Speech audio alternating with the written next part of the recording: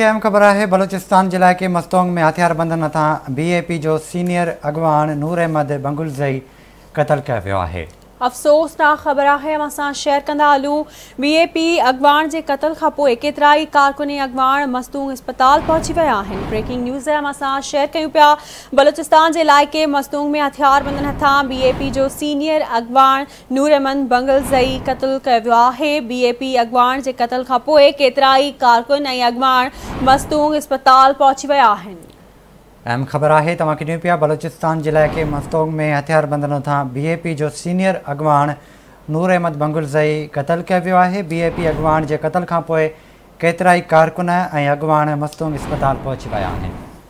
राब्तो कयो आहे कोयटा में आज़ाद बलोच सां। आज़ाद आगाह कजो।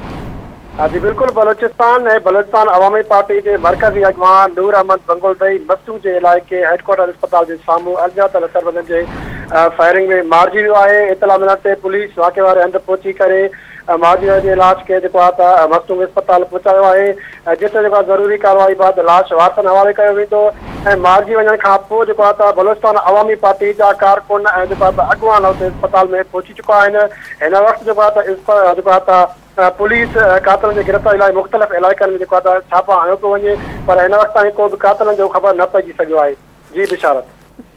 ठीक है आज़ाद, बड़ी मेहरबानी अवां जी तफ़सील खां करण लाइ।